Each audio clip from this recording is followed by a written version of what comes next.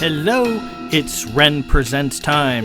I am your host, Ren, and today we continue with the Belmont Saga, Part 2, Chapter 2, The House of Belmont-South, Tyrol. And this is a pretty short chapter, and there's a big old picture. Actually, there's 2 pictures in it, so it's only maybe 3 pages long. Even though it's 2:15 in the morning, I think I'll probably go on and read Chapter 3, The Wirguild. So last week, we begin a foray into the deep past, even before Paymaster Stenstrom's birth, where he was the 30th child of the House of Belmont-South Tyrol and the only male to show up. His mother was having a very difficult pregnancy. In fact, it had been recommended by the Hospitallers pregnancy be terminated. Sadly, her health was at stake, and eventually, after bouts of madness and angina and other sorts of things, they said, fine, we'll have to terminate this pregnancy. However, the sisters show up, and they say, no, let us deal with this. We will manage this problem, and the pregnancy will come to term. Sisters seem very interested in this birthing. Now, hold on! Whoa! Wait right there. If you're harboring any notions that this is some sort of chosen one story, think again.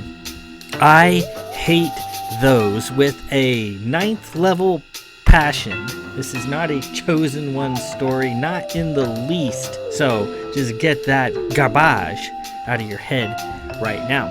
Eventually, she delivers a perfect baby boy, and she's acting rather strange, even though she just gave birth and was almost killed by the sisters in the process as they ripped her open just to get the child out for the most part, and the Hospitallers had to come and save her. She's pretty mad that they had a son. She says, hey, I've told you don't get sons. When you've met my terms, Lord Belmont the Older, then you'll have a son. But then the Hospitallers tell her, well, there won't be any more children because we had to take your womb out to save your life. And then she's just as quickly devastated that, I can't give you an heir now.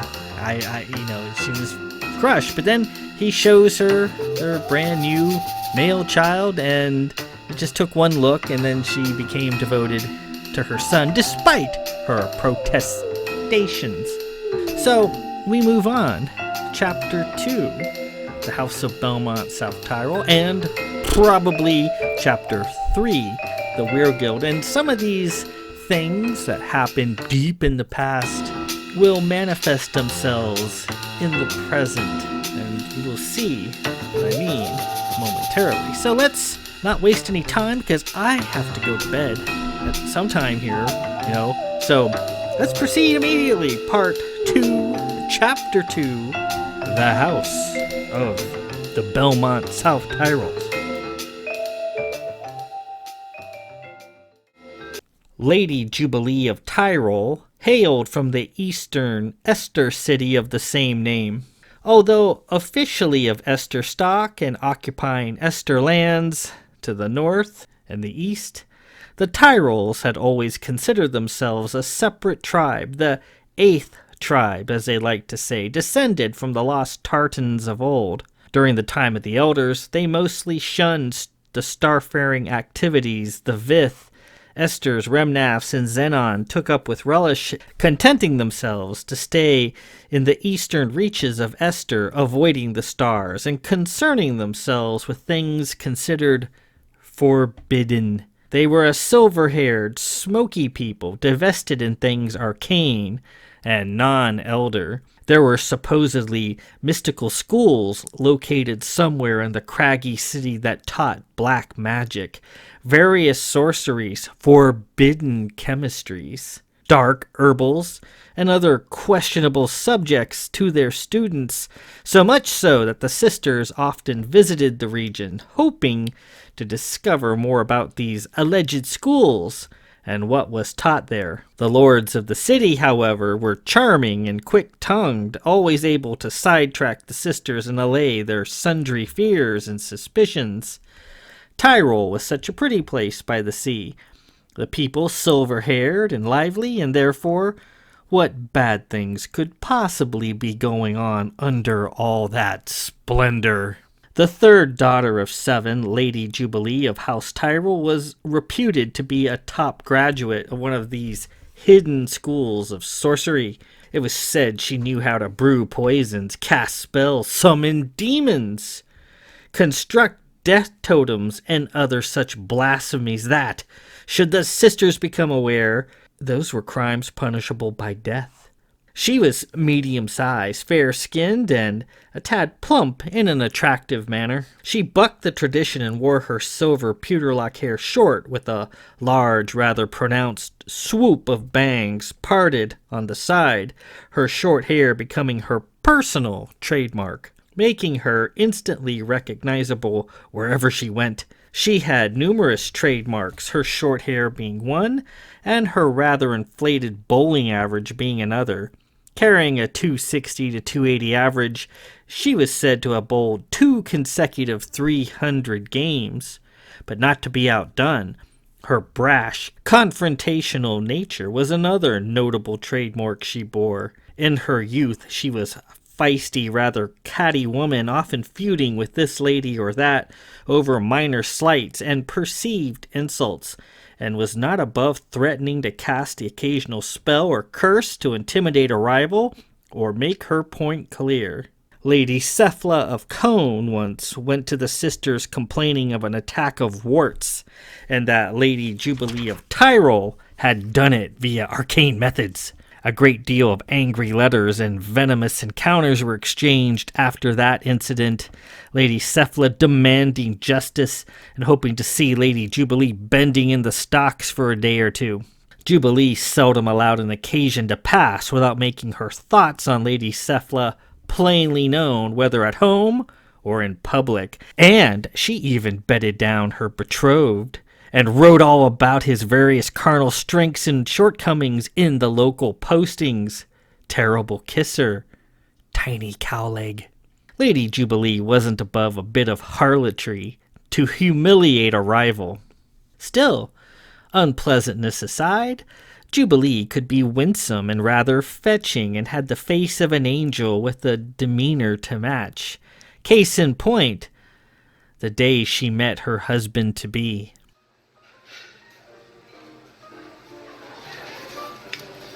St. Gala's Vale. She was enjoying a fabulous Nether Day ball in the city of Jakarta with several of her sisters. She'd had several dances with various gentlemen and excused herself to take a short rest, smoking her usual cigarette behind the cover of a convenient potted plant. She overheard Lady Cephla of Cone's younger sister Vendra excitedly speaking to her circle of Ballwood friends regarding a handsome young gentleman of whom she was very keen. She had invited the fellow Lord Stenstrom of Belmont to the ball via correspondence and was positively taken with him. She announced to her friends that she was instantly in love, and they clapped and congratulated her. Jubilee listened to all this and crushed out her cigarette. A churlish wave passed over her. Where was this man the foolish Vendra of Cone was babbling over, this Lord Stenstrom of Belmont? She was gonna steal him away from her, feed him, drink him, possibly bed him, and make a point to be loud about it. Let Vendra's sister wail to the sisters about that.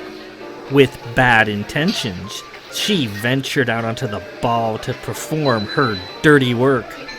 She spied about, trying to seek him out of the crowd. Where was he? She didn't know.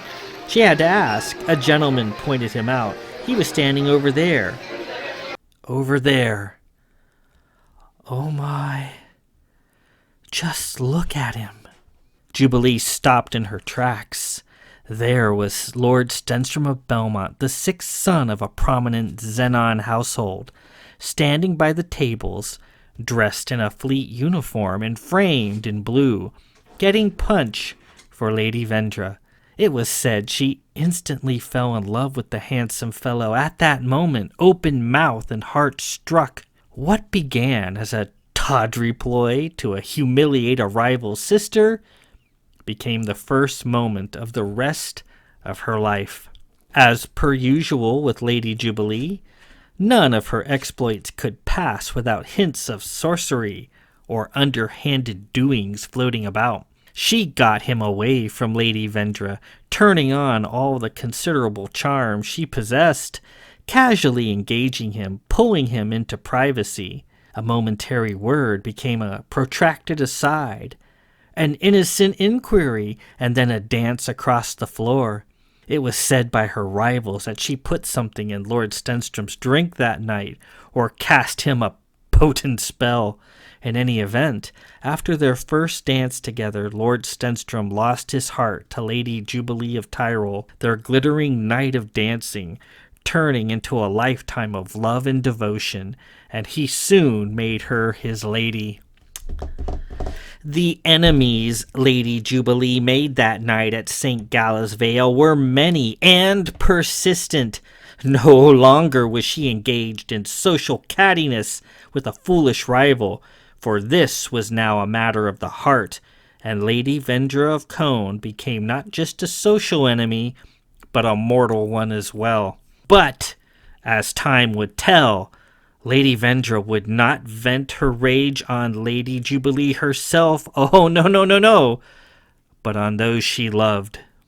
It was the usual custom for the lady to relocate to the house of the lord she'd married. However, Lady Jubilee couldn't bear to leave her beloved Tyrol, and her father Carhill, a lord swimming in Tyrol money, put up a fair fortune to renovate an old Marian monastery complex south of the city, complete with gardens, chapels, and ballrooms, and offered it to the new couple as a gift. The estate was sprawling with a view of the sea, and the secluded, breathtaking monastery, freshly rebuilt and ready to accommodate, was truly spectacular. Lord Stenstrom, upon touring the rolling, wooded grounds, agreed it was a fabulous home, and promptly relocated from his traditional lands near Brinthia on the flowing banks of the Great Blue Pierce River in Zenon. There, they began their life together, the brand new Belmont-South Tyrol branch. And with that, we conclude Part 2, Chapter 2, The House of Belmont-South Tyrol. So, it seems like Stenstrom's mother, Lady Jubilee, is a bit of a bitch. She's mean, catty, vindictive, holds grudges, won't hesitate to screw someone over, won't hesitate to have sex with somebody else's betrothed just to make a point and to expose the man, with it, however good or bad he may be.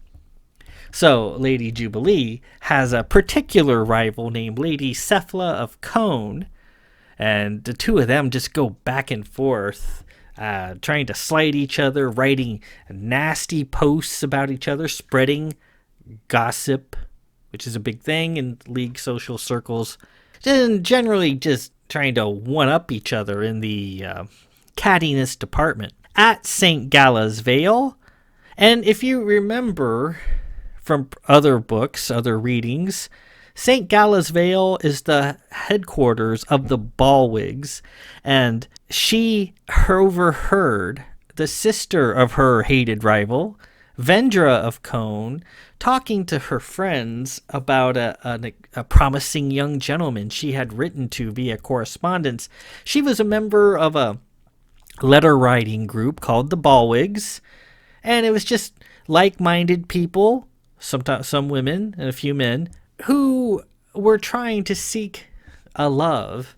And that's a big thing in the League, seeking your love. And no, it's not in fashion these days here, but screw all that. In the League, love is a big thing. And the Ballwigs was just a letter writing group. They would seek out people they thought promising. And in the League, you're not supposed to calm somebody or send them a vid or give them a call. You're supposed to write everything long-handed. And they would write notes to people they thought promising. Well, this lady, Vendra of Cone, had struck up a correspondence with a junior officer in the fleet named Lord Stenstrom the Older. Or he wasn't the older yet, but Lord Stenstrom of Belmont. And they never met. They would just exchange letters, as is the custom. And eventually, they got to the point where Lady Vendra invited him to another day dance at the St. Gallows Vale Church, or convent, as it was back in the day. He agreed. Sure, sounds like fun.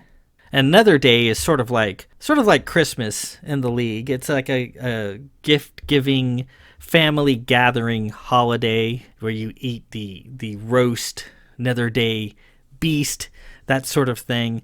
You exchange gifts with your family and friends, or you attend lavish balls in a place like St. Gallows Vale. And she hears Lady Cephalus' sister Vendra talking about this man, and now that they've met, she has gone gaga. She is smitten by this man, this Lord Stenstrom of Belmont, and announces that she is freshly in love, and all her Ballwig friends politely clap and congratulate her. If you know who the Ballwigs are in later books, the Ballwigs don't stay just a friendly letter-writing troupe. They become notorious for attending balls, breaking hearts, and seeing who can break the most hearts, who can score the most points, collect the most pelts. Not a pleasant group of people, but they didn't start out that way. They started out just as a bunch of like-minded people who wrote a lot of letters. We'll see that the taint of this night spreads in many ways. Well, Lady Jubilee hears Vendra of Cone and decides, this little chick, I have no idea who this Chikorita is, but I don't really care. She's the younger sister of Lady Cephala, and I hate Lady Cephala. And I'm just gonna screw this woman over. Where is this guy she's fawning over? Making a scene over this Lord Belmont. Where is he? He's out there on the floor. I'm gonna find him. I'm gonna steal him. I'm gonna screw him. And I'm gonna just write about it in the postings. Well, she heads out on the floor, and someone points him out, and she sees him gathering punch for Lady Vendra, and she loses her heart too to this handsome, dashing man, and turning on her considerable charm, steals him away. And that is the beginning of everything else that follows. So let's see how this unfolds, how this develops and shakes out. We move on to chapter 3, the Wirguild. What's a Wirguild? Well, we're going to find out. We're going to find out right now. Yes, we are. The courier rode up the seaside lane. He arrived in a grand afternoon procession of float cars from the League offices in Armenelos. He and his vast entourage were admitted to the manor grounds, and, while they waited outside, the courier was allowed to await the lady in the parlor. "Great lady," the courier said in his polished burr, as Lady Jubilee entered the parlor holding her new baby daughter Berla in her arms. "Well met. I am Lord Marist of Grenville. I have come to your wondrous home by the sea, bearing an official dispatch from the League X Commons. The nature of the dispatch compels me to deliver it in person." It had been a little over 2 years since Lady Jubilee met her Lord Belmont. After a whirlwind romance, where she was promptly impregnated, they made lavish plans to be married. Several months later, a daughter was born to them. Lady Jubilee, still carrying her baby, approached him, and he bowed. "Good sir, you are most welcome here. Our home is honored with your presence. I shall be pleased to hear your dispatch." Lord Grenville bowed again.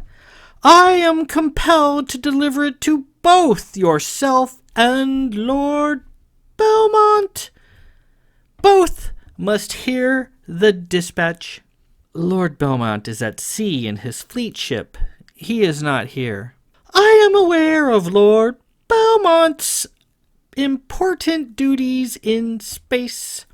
I have a portable comm directly fed into the League's communications network, With your permission, we may make use of it to contact Lord Belmont directly." Lady Jubilee approved, and Lord Grenville pulled the tiny comm from his coat and set it up. Soon, the flickering image of Lord Stenstrom loomed in holographics. Lord Grenville then pulled a scroll from his coat and began his oratory in a singing, joyous voice. "I, Lord Marist of Grenville, am here in the presence of Lord and Lady Belmont-South Tyrol, bearing an official dispatch from the League Ex-Commons on behalf of the Sisterhood of Light. I am compelled to inform your greatness, Lady Jubilee of Belmont-South Tyrol, with Lord Stenstrom of Belmont-South Tyrol in attendance, that a legal Wirguild has been issued and approved against the Lady Jubilee." On the comm, Lord Stenstrom appeared shocked. "A Wirguild?" "Yes, my lord. A Wirguild is a public declaration of revenge against an individual household or against a single person. The Sisterhood of Light holds the final say to whether a Wirguild is accepted and made legal or not accepted and therefore rejected. The League Ex-Common is then tasked with the formality of informing the parties involved." "I am aware of that, sir." "Who is issuing the Wirguild?" Stenstrom asked. Jubilee cleared her throat and shuffled uncomfortably. Baby Burla gurgled a bit. More singing from Lord Grenville. "The Wirguild has been issued by Lady Vendra, fourth daughter of the fabulous House of Cone, against the Lady Jubilee of Belmont-South Tyrol." Lord Stenstrom was beside himself. "Why, in the name of creation, does Lady Vendra of Cone wish Wirguild against my wife?" "The Lady Vendra wishes it known to all that the Lady Jubilee of Belmont-South Tyrol, with malice and intent, did willfully steal a man for whom Lady Vendra of Cone did announce her love." "Love? Is she referring to me?" "That cannot be. I barely know Lady Vendra, and I've only met her in person once. And by the by, that was over 2 bloody years ago." "A Wirguild, sir, is not something that is happened upon quickly or without considerable debate. There are appointments to be made, visits to the various strongholds, and cases for and against to be argued before the sisterhood. And yea, 2 years is a rather speedy process for a Wirguild to be duly delivered. And it is here at last." The Maris began singing again. "Be it also known that the Lady Vendra did firstly submit a Wirguild against the entire house of Belmont-South Tyrol, but such a request was denied by the sisterhood. This Wirguild is between the Lady Vendra and the Lady Jubilee alone. If Lady Vendra should take revenge against any other in the household, she shall be in contempt of the law, and appropriate action shall be taken against her. I do bid you, Lady Jubilee, to be at your guard and defend yourself appropriately at all times." After a little more discord, Lord Grenville gave the Wirguild scroll to Lady Jubilee and took his leave, his mission accomplished. 2 days later, Lord Stenstrom returned home, he taking a leave of absence from his post, and he was irate.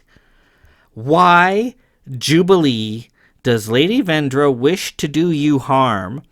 I would think of any of us she has cause to be angry with me. We had been introduced via correspondence by my late mother, Caroline. The Cones are a fine family from Jakarta and Remnath, which isn't too far from our traditional home in Brenthia. I must say we got on well via correspondence. She seemed a delightful young lady. She invited me to a Nether Day ball in Falls, and we had only just met when you caught my eye, and I discarded her for you. Therefore, if that is what she is angry over, then I should sit down and talk with her. Jubilee sat there fidgeting with a cigarette. She fumbled with it, eventually tearing the paper, the tobacco spilling out. My love, she has good cause to be angry with me. She took a deep breath and started. I have been a social rival of her older sister, Lady Cephla, for many years. It's just nonsense, a snide comment here, a social slap there. I don't know who started it or when, but we have been at each other's throats in such a fashion for years. At the Nether Day ball, I was sitting with my cigarette, and over my shoulder I could hear Lady Vendra talking to her ballwig friends. She was very excited. She was talking about you and how it was love at first sight for her. And then I remember my rivalry with Lady Cephla, her older sister, and decided to steal you just to humiliate her. Why would you do such a childish, catty thing? He asked. Oh, I don't know. That's just what we do. It's almost expected. Cephla did the same thing to my sister Charity on saluting day with her fellows several years back, and they even got caught in the cloakroom with their knickers down. What a sight that was.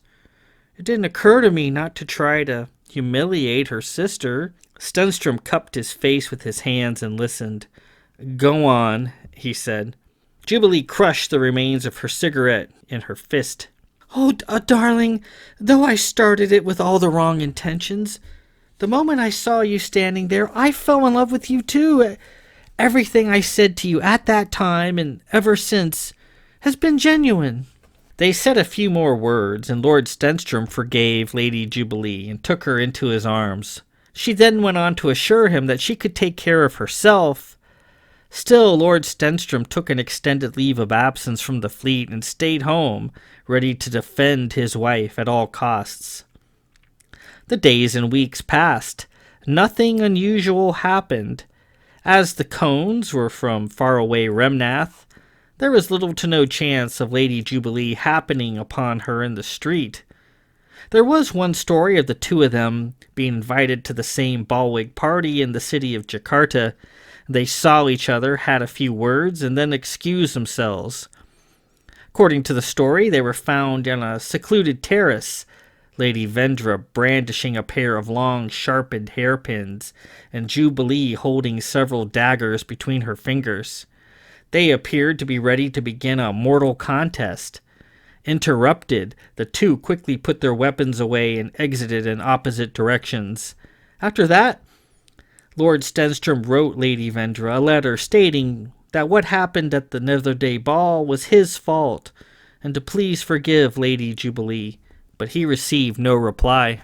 Shortly after, Lady Jubilee received word that Lady Vendra had tried to kill herself. Having survived her suicide attempt, she had been declared mad and taken away to live out her life in a convent somewhere in the backwater of the League. With Vendra gone off, nothing more happened. The stir the Wirguild had caused seemed to have blown over, and life returned to normal at Belmont Manor. Except for one small thing. Lady Jubilee was a consummate warrior. She had always been, and that feature of her personality only got worse after being wed and subjected to the Wirguild. She didn't fret much for herself, as she was more than capable of properly defending against an attack, should defending be needed. But for those unfortunate left to bear the brunt of her love, she could be unreasonably smothering. With Lady Vendra's Wirguild lingering in the nether reaches of her mind, Jubilee began looking at everything twice, examining hard to see if any hidden threat existed, regardless of the fact that Vendra was sequestered in a distant convent and insane. Anything, no matter how small or innocent, could be laced with hidden traps and subtle danger. Lady Vendra could have helpers carrying on for her despite her condition, and she laid a vice down on both her husband and her growing pool of daughters. She considered her husband, Lord Belmont, was an officer in the Stellar Fleet, a comm officer of great regard, and was nearly ready to face appointment to a brand new Weber-class starship being assembled in Prost. When her husband got the appointment at last, Jubilee was excited and rather proud of her husband, as she should be. She bragged to her circle of friends about what her husband has accomplished and how his future was bright. But then her friends began telling her how dangerous it was being in the Stellar Fleet, how the Zaphans were an implacable enemy, and how many husbands and wives set out in their graceful ships, never to return.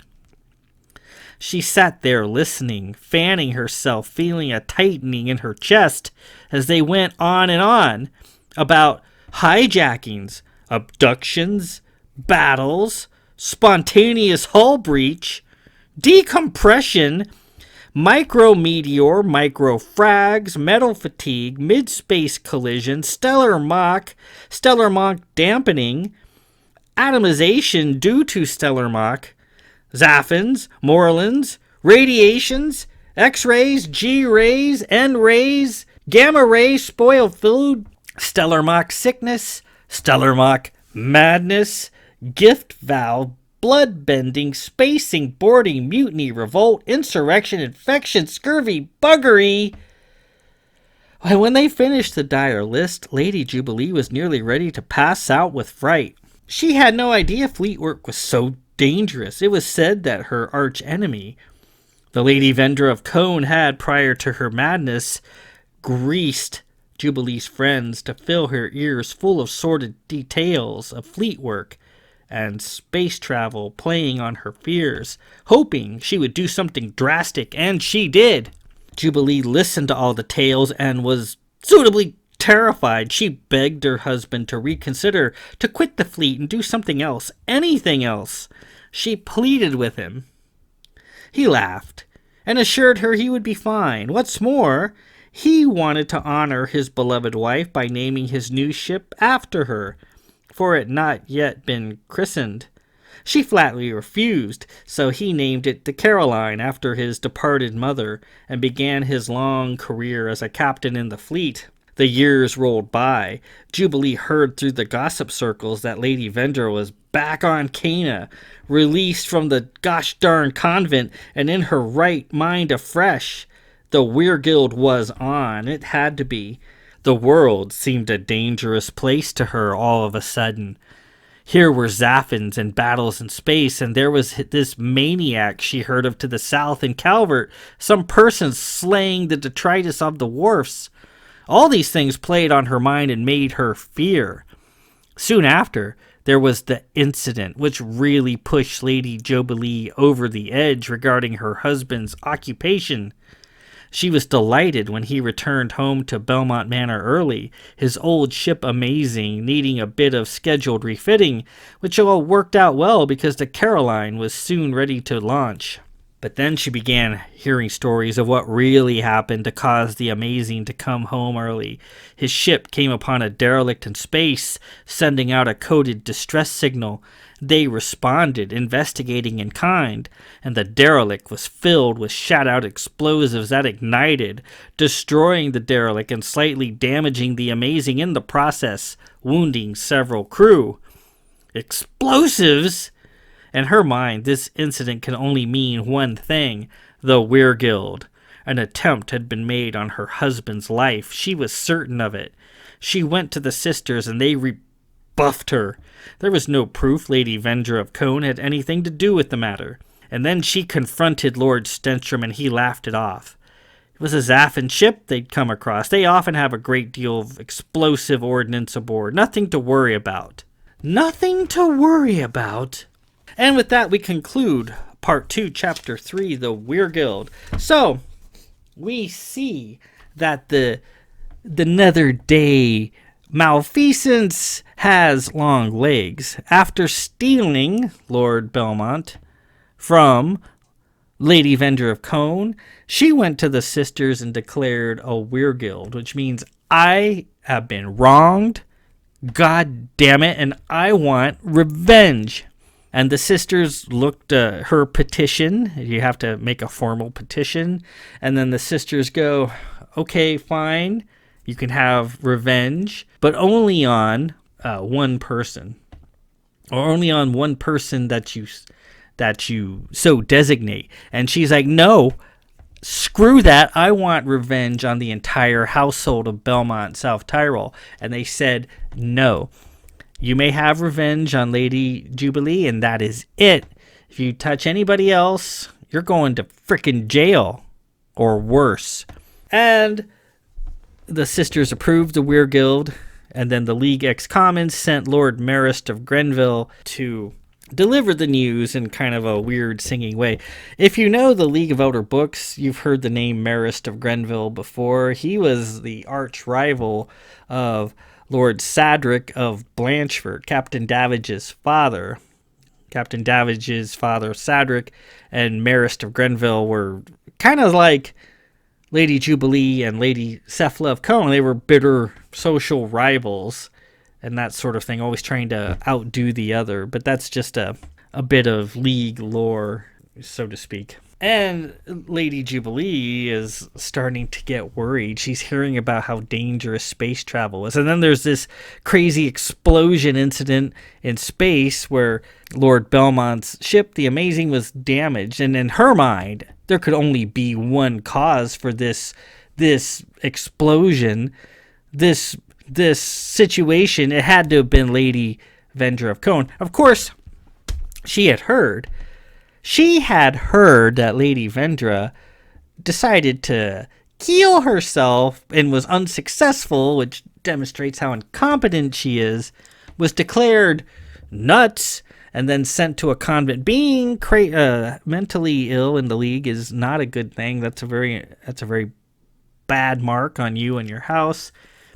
And so she was discreetly shuffled off Cana and sent somewhere in the League to some crazy convent where crazy people go. And so it seemed like that was the end of the Wirguild, but then she returned to Cana sometime later. And now she's like, well, this Wirguild is on. So next week, Part 2, Chapter 4, A Need for a Son. So you can probably guess what methods Lady Jubilee is going to take to keep Lord Stenstrom the Older from continuing his fleet career. I wonder what it's going to be. Could it be she won't give him an heir until he quits the fleet? Could it be? I don't know. But we'll find out next week. So a lot of the things that happen in this chapter, kind of thrown in as an aside, have, again, deeper legs farther into the story. A lot of the things that happen here sort of add spice to the story that develops from them deep into the present. And we will see what those things are as we go forward. So next week, Part 2, Chapter 4, A Need for a Son. Until then, this is Ren Presents. I'm your host, Ren. It's time for bed. Peace out.